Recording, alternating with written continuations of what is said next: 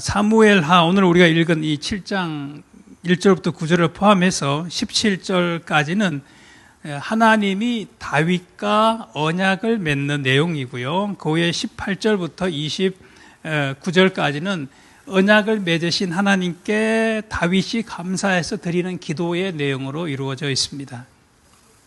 하나님이 다윗과 맺은 언약의 내용은 크게 세 가지로 나눌 수 있는데, 하나는 그의 나라, 후손의 나라, 그러니까 솔로몬을 통해서 이루어지는 그의 후손의 나라를 견고하게 세워주겠다. 나라를 세워주겠다. 그리고 그의 나라의 왕위가 영원히 견고하게 지켜주겠다.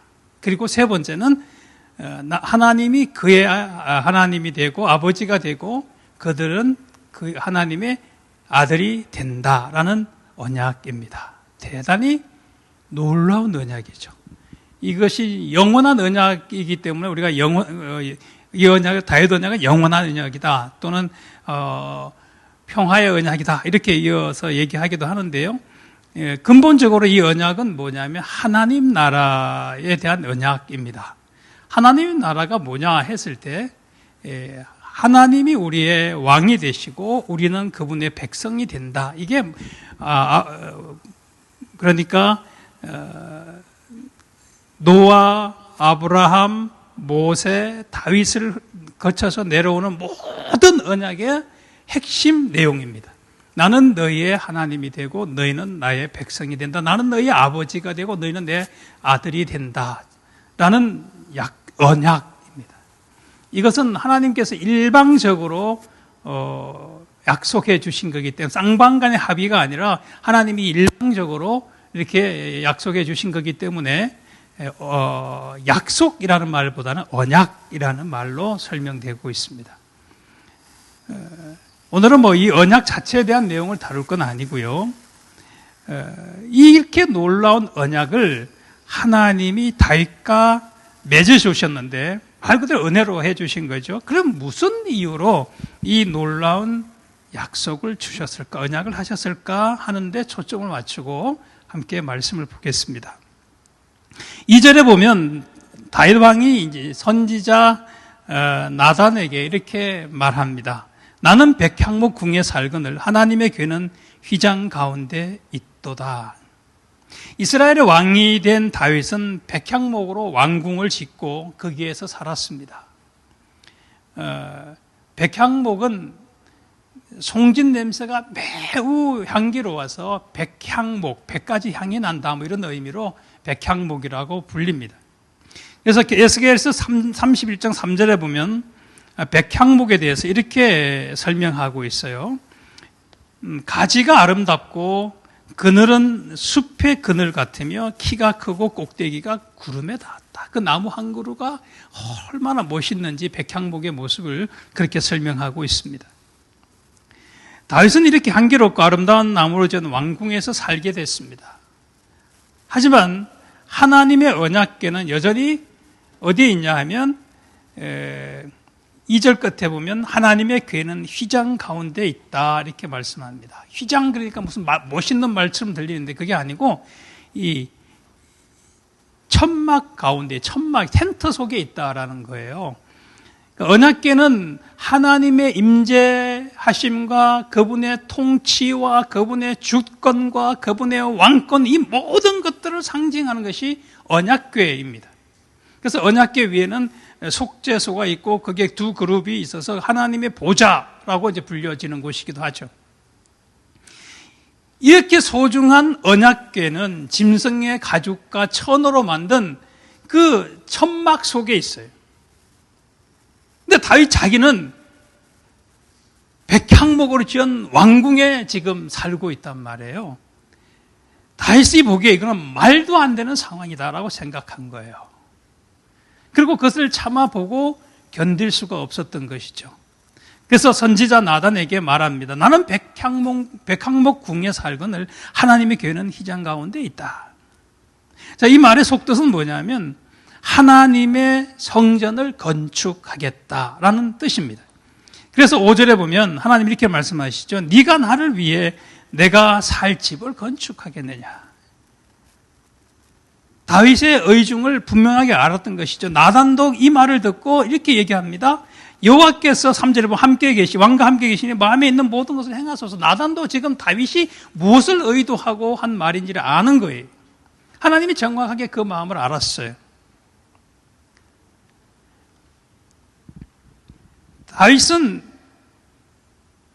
다윗의 말을 들은 선지자 나단, 방금 읽은 대로 여호와께서 왕과 함께 계시니 마음에 있는 모든 것을 행하소서라고 대답을 했습니다. 그런데 여러분, 다윗이 지금 하나님의 성전을 건축하려고 마음먹은 때, 마음에 있는 모든 것을 행하라 했을 때, 그 마음먹은 때가 언제이지요? 1절에 보면 이렇게 얘기합니다. 여호와께서 주위의 모든 원수를 무찌르사 왕으로 궁에 평안히 살게 하신 때에. 이것을 좀 원문에서 쉽게 좀 옮겨보면 이렇게 됩니다. 왕이 그의 집에 살고 있을 때, 그리고 여호와께서 사방에 있는 그의 모든 적들로부터 안식을 주셨을 때, 이런 뜻입니다. 자, 여기서 우리는 다윗과 관련해서 두 단어에 주의할 필요가 있는데, 하나는 집이라는 단어고요, 하나는 안식이라는 단어입니다. 다윗은 지금까지 자기 집에서 살지 못했어요. 그는 집이 없었잖아요. 그는 집 안의 사람이 아니라 집 밖의 사람이었습니다. 다윗은 계속되는 사울의 추적을 피해서 도망해야 했고, 블레셋과 같은 적들과 수많은 전쟁을 치러야만 했습니다. 그래서 그는 집이 아닌 산과 들과 동굴과 그 외에 이런 험악한 곳에서 들짐승들과 함께 밤이슬을 맞으면서 아주 열악한 곳에서 노숙을 해야만 했습니다. 그러다 보니 다윗은 쉴 수 없었어요. 안식이 없었어요. 그에게는 사울에게 쫓기고 사방의 적들이 그를 죽이려고 쉬지 않고 달려드는데 하루라도 편히 쉴 수 있었겠습니까? 1절에 보면 살게 하신 때에 이렇게 말하는데, 이 살게 하다라는 말은 다른 말로 하면 앉다라는 의미도 있어요. 자, 지금까지 다윗은 사방에 널린 적들 때문에 한 번도 편안히 앉아보지 못했다, 그런 의미도 가지고 있어요. 대신에 고난과 근심의 세월을 살았습니다. 사람이 육체와 마음이 계속 긴장해서 쉬지 못하면 심각한 스트레스를 받습니다. 그래서 탈진하여 죽게 될 수도 있습니다. 이 계속 긴장하고 살잖아요. 그러면 사람이 살 수가 없어요. 공황장애가 여기서 오는 것입니다. 다윗은 이런 세월을 하루 이틀이 아니라 무려 15년 이상, 청소년기부터 15년 이상 그렇게 살아야만 했습니다. 그러니 그의 삶이 얼마나 힘들었을까요? 그러던 그에게 하나님이 쉼을 주셨어요. 안식을 주셨어요. 휴식을 주셨어요. 집 밖의 생활을 끝내고 이제 집 안에서 평안히 살 수 있는 은혜를 베풀어 주셨어요. 그는 이제 왕궁에서 안식하는 삶을 살게 됐습니다. 지난 수십 년 동안 한 번도 맛보지 못한 평안과 쉼과 안식을 마음껏 누릴 수 있는 은혜를 하나님이 주신 겁니다. 생각만 해도 너무 행복하지 않습니까? 만일 여러분이 이런 상황을 맞이한다면 제일 먼저 무엇을 하고 싶으세요? 놀랍게도 다윗은 바로 이때에 이제 조금 마음 편히 쉬어볼 만한 바로 그때에 하나님을 위해서 성전을 건축하기로 마음먹었습니다. 다윗은 하나님의 은혜로 자기 집에 살며 안식하게 되자 자신을 생각한 것이 아니라 그를 그 자리에까지 오게 하신, 그렇게 은혜를 베풀어 주신 하나님을 생각한 것입니다. 바로 여기에서 다윗이 어떤 사람인가 하는 면이 잘 드러나는데요. 2절에 보면 선지자 나단이 다윗에게 마음에 있는 모든 것을 행하십시오라고 얘기했는데, 과연 다윗의 마음, 그 마음은 어떤 마음이었을까요? 오늘 한 두 가지 정도로 살펴보겠습니다. 첫째는 다윗은 하나님의 은혜를 잊지 않는 마음을 가지고 있었어요. 은혜를 잊지 않는 마음입니다. 다윗은 원래 양치기였잖아요. 양치기는 양을 돌아보고 관리하는 사람이죠. 8절에 보시면 그 내용이 나와 있습니다. 내가 너를 목장 곧 양을 따르는 데서 데려다가 내 백성 이스라엘의 주권자로 삼고 이렇게 말씀합니다. 원래 하나님은 양은 목자는 양을 관리하는 사람이죠. 돌보는 사람이니까요. 그런데도 하나님은 다윗을 양을 하던 자라고 말하지 않고 본문을 잘 보세요. 양을 따라다니던 자라고 말씀합니다. 양이나 따라다니던 자였다라는 것이죠. 이것은 다윗의 이전에 낮고 천한 모습을 강조하는 것입니다. 우리는 양치기 그럼 굉장히 이상적이고 무슨 낭만적이고 그렇게 생각할 수 있는데 예수님 오셨을 때도요, 목자들이 밤에 양을 치고 있었잖아요. 근데 왜 뒤에 천사가 그 목자들에게 가서 제일 먼저 구주의 나심을 알렸을까? 당시에 이스라엘의 목자들은요, 존경받는 인물이 아니에요. 양을 따라다니며 배설물 사이를 걸어다니며 온갖 더럽고 밖에서 노숙을 해야 되는 말 그대로 유대인들의 정결의식에서는 완전히 제외된 사람들입니다. 맞지 않는 사람들이죠. 그러니까 그들을 가까이 하는 것 자체가 그들에게는 불결한 것이었어요. 그러니까 양치기가 오늘날 대관령 목장에 가가지고 멋있게 폼나게 양 이거 주고 그런 거 아니고 사람들로부터 천대받던 직업이었어요. 근데 그것도 양을 관리한다고 말하지 않고 양이나 따라다녔다 이렇게 말함으로써 다윗의 낮은 모습을 하나님이 말씀하시는 것이죠. 또한 우리가 잘 알잖아요. 다윗은 부모와 형제들로부터도 소외와 무시를 당한 사람이었습니다. 이렇게 짐승이나 따라다니고 가족들부터 멸시받고 또 멸시받던 낮고 천한 그 다윗을 하나님께서는 아무런 조건 없이 택하시고 이스라엘을 다스리는 왕으로 세우셨어요. 여러분 보세요. 8절에 다시 보면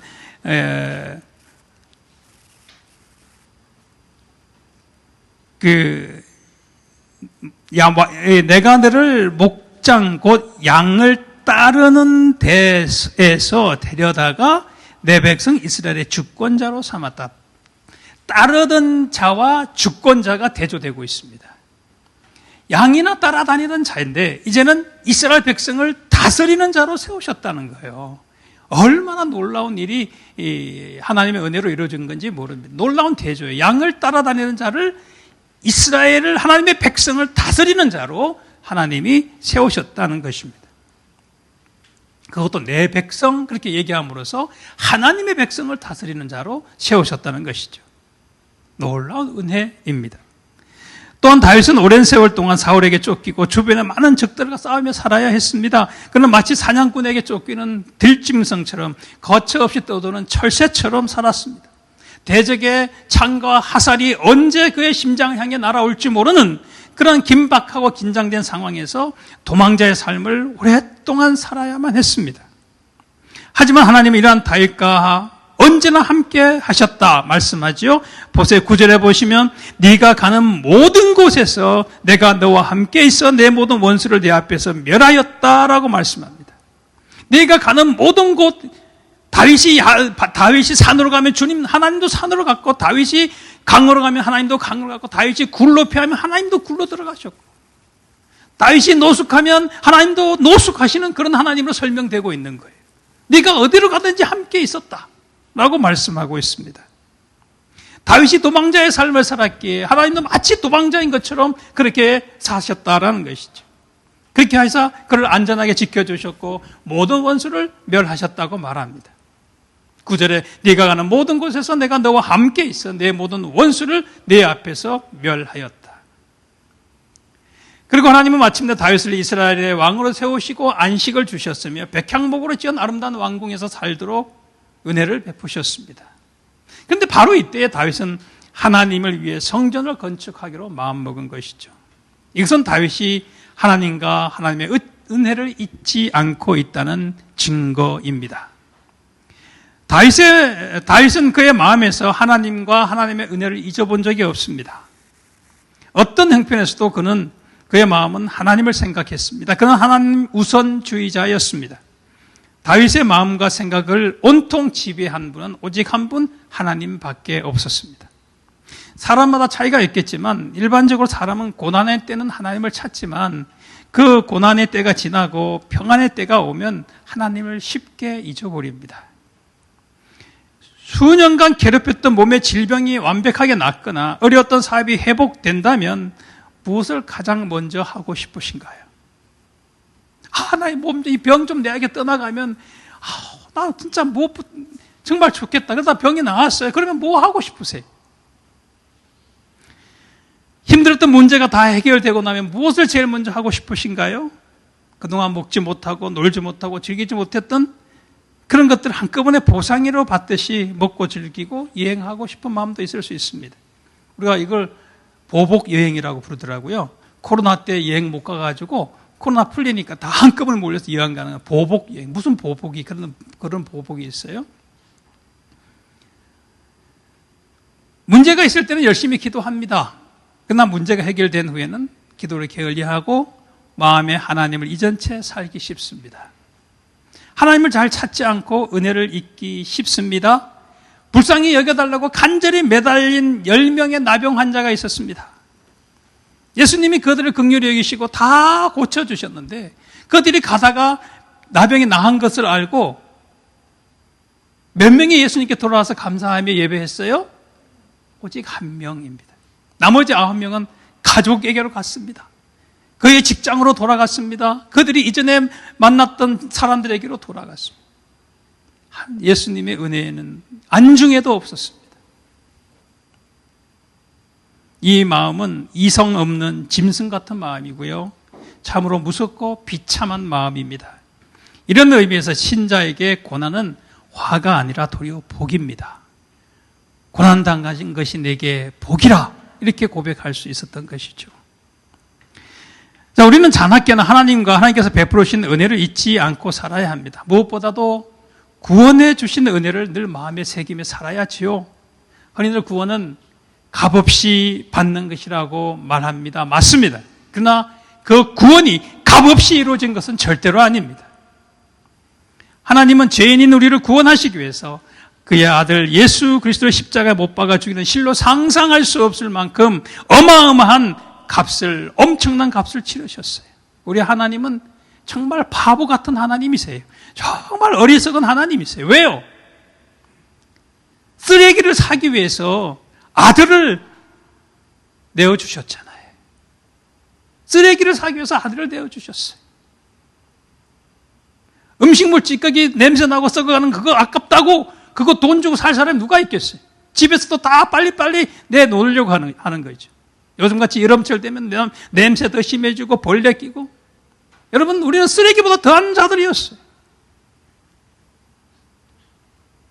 지렁이 같은 자들이에요. 벌레보다 못한 자라고 말하지 않습니까? 그런 우리를 사기 위해서 아들 예수를 내어주셨다라는 것은 이거는 값을 계산할 수가 없습니다. 우리가 한 영혼이 뭐보다 귀하다고요? 그 잘못된 걸 다들 알고 계세요. 천하보다 귀하다고 하지 않으셨어요. 한 영혼은 사람의 목숨이 천하보다 귀하다 그렇게 얘기했죠. 그 말은 그런 말도 직접 없고 천하를 얻고도 내 목숨을 잃어버리면 무슨 유익이 있겠느냐 그렇게 말씀하셨죠. 우리의 영혼의 가치는 천하의 가치가 아니에요. 한 영혼의 가치는 예수 그리스도의 가치입니다. 왜요? 그 한 영혼을 사기 위해서 구원하기 위해서 예수님이 죽으셨잖아요. 그리고 성령이 도장을 찍으셨잖아요. 그럼 최소한 누구의 가치냐면 예수님의 가치인 거예요. 그럼 예수님의 가치를 값으로 어떻게 따져요? 그분은 창조주신데요. 그분은 하나님이신데요. 어떻게 값으로 계산할 수 있겠습니까? 그만큼 한 영혼의 가치는 어마어마한 것입니다. 그런데 그 가치가 어마어마하게 된 이유는 뭐예요? 우리가 잘났기 때문도 아니요. 우리가 노력해서 얻은 것도 아니요. 우리를 위해서 예수님이 죽으셨기 때문에 그만한 가치가 우리에게 부여된 거예요.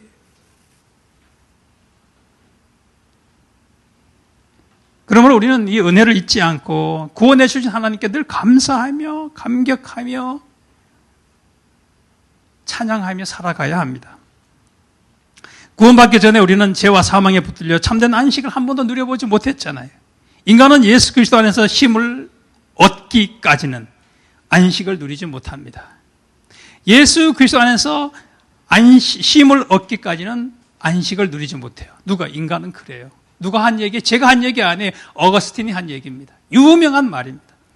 인간은 예수 그리스도 안에서 쉼을 얻을 때까지는 안식을 누리지 못한다. 그런 우리에게 하나님께서 그리스도 안에서 참 안식을 주셨습니다. 그러면 우리는 이 놀라운 구원의 은혜를 잊지 않고 어찌해야 내가 주님을 기쁘시게 할까? 어찌해야 내가 이 은혜에 보답하며 살까? 하는 마음으로 살아가야 한다는 것이죠. 마음이 교만해지면 하나님을 잊어버립니다. 우리는 이것을 두려워해야 합니다. 하나님이 베풀어 주신 구원과 인자와 자비와 긍휼, 그 은혜를 잊지 않으시기를 바랍니다. 이제 두 번째, 다윗은 어떤 마음의 사람인가 했을 때 하나님 앞에서 낮은 마음의 사람이었어요. 낮은 마음의 사람. 다윗은 자신의 위치를, 자신의 지위를 정확하게 알고 있었습니다. 그는 하나님께서 양이나 따라다니던 자신을 하나님의 백성, 다른 백성도 아니고 대한민국 사람도 아니고 하나님이 선택한 백성 이스라엘, 그 이스라엘의 왕으로 주권자로 삼으셨다. 잘 알고 있었습니다. 그렇기 때문에 다윗은 나중에 이 18절 이하에 보면 29절까지 이게 이제 기도하는 내용이 나오는데요. 거기에서 계속 고백하는 게 뭐냐면 18절에 주 여호와여 나는 누구이며 내 집은 무엇이기에 나를 여기까지 이르게 하셨나이까? 이런 고백을 하는 거예요. 그는 이 기도에 보면 여호와가 주님이시라는 사실을 계속해서 반복해서 고백합니다. 무려 7번이나 반복합니다. 그리고 자신에 대해서는 시종일관 종이라는 단어를 씁니다. 10번 나옵니다. 주님을 향해서는 계속해서 주 여호와라고 반복하고 자신은 종이라는 단어를 쓰고 있는 것이죠. 왕이잖아요. 근데 종이라는 거예요. 사람은 좀 지위를 얻고 살만하게 되면 교만해지기 쉽습니다. 하물며 다윗처럼 고생하고 수고한 끝에 대적을 쳐부수고 왕위에 오른 자라면 자기를 종이라고 생각할 사람은 아마도 없을 겁니다. 하지만 다윗은 이스라엘의 왕이 되었어도 자신이 하나님의 종이라는 사실을 잊지 않았습니다. 우리는 모든 것을 하나님께 받았습니다. 숨 쉬는 것. 우리 하루에 몇 번 숨을 쉬고 살까요? 이거 세보신 분 한 분도 없을 거예요. 그렇죠? 제가 아는 목사님의 사모님이 천식으로 오랫동안 고생하고 있습니다. 집에다가 산소통을 놓고 코에 꽂고 살아야 합니다. 이 기계가 돌아가는 소리가 굉장히 시끄럽게 나고요. 저희도 이제 한 번은 같이 저희 부부와 함께 식당에서 같이 식사하기 위해서 사모님 억지로 한번 나오신 적이 있는데 그 무거운 산소통을 이렇게 가지고 들고 다니시는 거예요. 응급실에 뭐 1년에 몇 번씩 달려갑니다. 지난번에는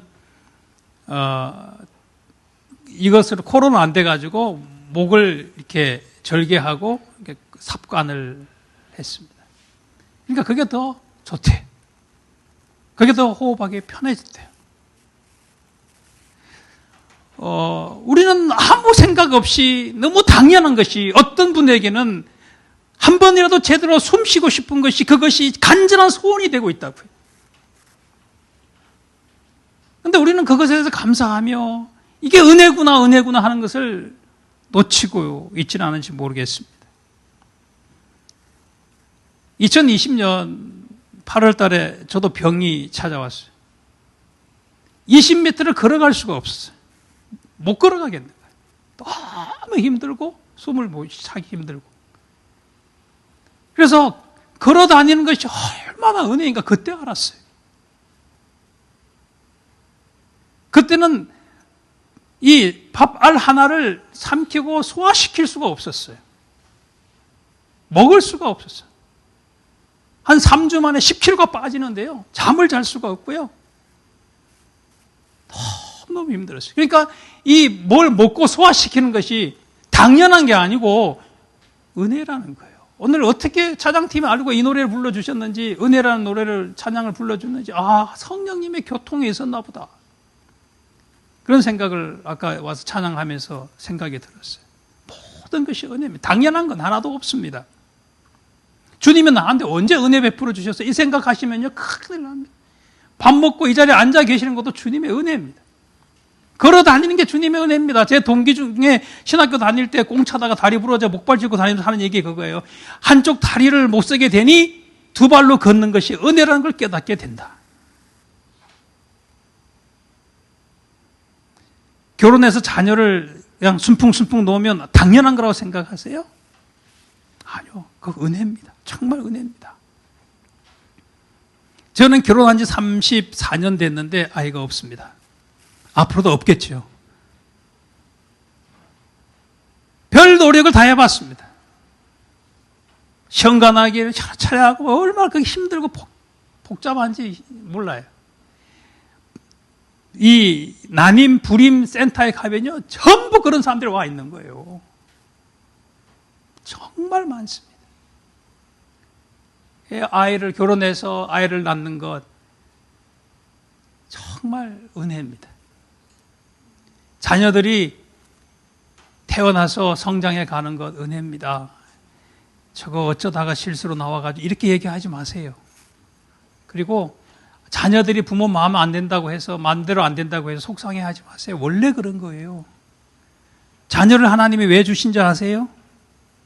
세상에 네 마음대로 안 되는 것도 있단다. 그걸 경험하라고 주셨대요.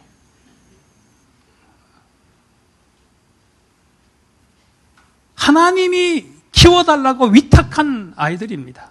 하나님의 자녀, 하나님의 뜻대로 키우면 되잖아요. 그런데 왜 부모의 뜻과 어떤 그 마음에 쌓인 어떤 원한을 풀어줄 무슨 수단처럼 생각하고 그렇게 하시면 안 됩니다. 여러분, 방학 때 되면 자녀들 학원에 입시를 위해서 많이 보내잖아요. 일주일 내내 수많은 시간을 학원 보내고 가서 돈 들여서 공부하는데 그 중에 한 시간만이라도 성경을 가르치기 위해서 시간을 좀 내보세요. 성경 가회. 양민호 전사님 잘합니다. 저분에게 좀 부탁해서 성경 좀 가르쳐 달라고 좀 해보세요. 가입이 안 줘도 돼요. 줘도 안 받을 거예요. 네. 제가요, 여기서 멀지 않은 교회에 제가 협동 목사로 오래 있었는데 이렇게 광고를 해도요, 한 명도 없어요. 한 명도. 큰 교회인데도 한 명도 없어요.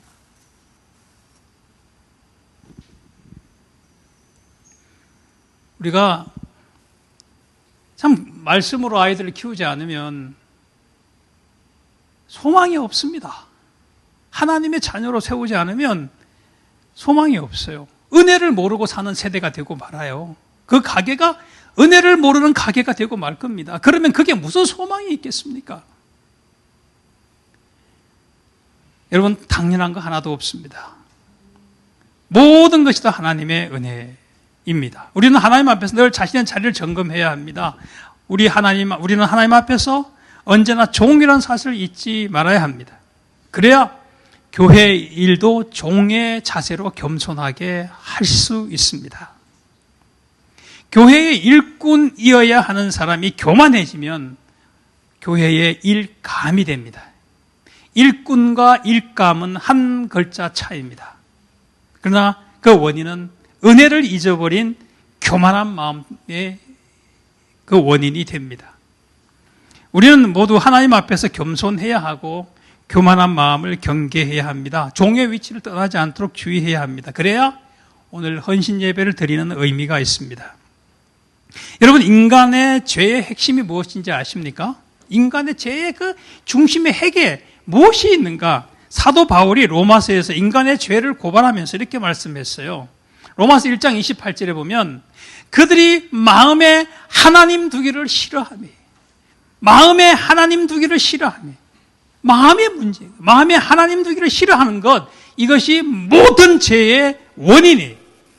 모든 죄의 원인이 인간의 마음에 있는데 그 마음이 하나님을 두기 싫어하는 데 있다는 거예요. 그래서 모세는 가나안 땅 진입을 앞둔 이스라엘 백성에게 이렇게 경고합니다. 신명기 8장에 보면 내 마음이 교만하여 내 하나님 여호와를 잊어버릴까 염려하노라. 근데 그 앞에 배경이 어떤지 아세요? 너희가 광야에서 40년 광야 생활 지내면서 먹지 못했냐? 그래서 굶었냐? 마시지 못해서 목말라 죽었냐? 신발이 없어서 발이 부러졌냐? 옷이 없어서 헐벗었느냐? 아니잖냐? 하나님이 40년 동안 다 먹이고 입히고 마시게 하고 신을 거 다 줬다. 그러면서 하신 얘기가 그렇게 한 것은 사람이 떡으로만 사는 것이 아니라 하나님의 입으로 나오는 모든 말씀으로 살아야 한다는 것을 가르치시기 위한 것이었다. 그런데 이제 이스라엘이 가나안 땅에 들어가면 하나님이 풍성한 소산을 주실 것이요 먹고 마시고 배부르게 하실 것인데 그때 너희가 마음이 교만해져서 네 하나님 여호와를 잊어버릴까 염려하노라. 이미 모세는 내다보고 있는 거예요. 저들이 아쉬울 때는 기도해달라 그러고 아쉬울 때는 엎드렸지만 이제 먹고 배부르고 나면 마음이 교만해져서 하나님을 잊어버릴 것이다. 경고하고 있는 것입니다. 이것이 인간입니다. 그러므로 우리는 은혜 베풀어 주신 하나님을 잊지 않기 위해서 무엇보다 우리의 마음을 지켜야 합니다. 지난 과거를 돌아보며 풀무불 같은 고난 중에도 은혜로 인도하시고 망하지 않도록 지켜주신 하나님을 생각하고 감사하고 찬양해야 합니다. 하나님의 인자와 자비와 성실하심과 긍휼을 잊지 않으시기 바랍니다. 우리는 하나님의 신실하신 하나님 그렇게 부르시잖아요. 그 단어는 충성하신 하나님이라는 뜻이에요. 하나님이 우리에게 하나님께 충성하라고 요구하는 이유는 하나님이 먼저 우리에게 충성하셨기 때문에. 하나님은 우리에게 충성하시는 하나님이세요. 그래서 이스라엘과 함께 하시고 그들을 지켜주셨고 다윗과 함께 하시며 모든 대적을 물리치신 하나님, 오늘 이 자리에 있기까지 함께 하시면서 은혜를 베푸시고 보호하시고 통행하신 그 하나님, 그 하나님이 우리에 대해서 신실하셨기 때문에 우리가 오늘 여기에 있을 수 있는 것입니다. 그래서 하나님께서 베풀으신 구원의 은혜를 잊지 말라고 말씀합니다. 헌신은 바로 여기에서부터 시작합니다. 말씀을 맺겠습니다. 하나님께서 다윗에 관해 이렇게 말씀하셨어요. 사도행전 13장 22절, 우리가 너무나 잘 아는 유명한 말씀이죠. 내가 이새 아들 다윗을 만나니 내 마음에 맞는 사람이라. 내 마음에 맞는 사람이라. 내 뜻을 다 이루리라. 하나님의 마음에 쏙 드는 사람이라는 거예요. 그래서 그 사람을 통해서 주님의 뜻을 이루시겠다고 말씀합니다. 다윗이 하나님 마음에 쏙 들었던 이유는 그의 외모, 그의 부, 그의 지식, 그의 힘 때문이 아니었어요. 그것은 하나님을 향한 다윗의 마음 때문이었습니다. 하나님은 다윗을 위해 하나님은 하나님을 위해서 성전을 지으려는 다윗에게 이렇게 말씀합니다. 5절에 보세요. 네가 나를 위해서 내가 살 집을 건축하겠느냐라고 물으시고 11절에 이렇게 말씀합니다. 11절에 보면 여호와가 너를 위하여 집을 짓고 이렇게 말씀합니다. 자, 다윗은 하나님을 위해서 집을 짓겠다고 얘기했고 반대로 하나님은 다윗을 위해서 집을 짓겠다고 말씀하는 거예요. 하나님과 다윗과 하나님이 서로에게 집을 지어주겠다고 말씀하고 있습니다. 얼마나 멋있어요. 누가 저보고 집 지어주겠다 그러면 정말 좋을 것 같아요. 그것도 하나님이 집을 지어주시겠다고 그러니 얼마나 좋습니까? 다윗의 마음에는 하나님이 계시고 하나님의 마음에는 다윗이 있습니다. 하나님의 마음과 다윗의 마음이 하나로 단단히 연결되어 있어요. 하나님을 향해서 다윗의 마음이 불타오르는 것처럼 다윗을 향한 하나님의 마음도 불처럼 타올랐습니다. 다윗의 마음은 언제나 하나님을 먼저 생각하고 은혜를 잊지 않는 마음입니다. 그의 마음은 낮고 겸손한 종의 마음이고 그의 인생을 통해서 하나님이 높임 받으시기를 열망하는 마음. 오늘날 우리가 진심 이런 단어 잘 쓰잖아요. 하나님이 내 인생을 통해서 내 삶을 통해서 높임 받으시기를 바란다. 이게 우리의 진심이 돼야 돼. 진심.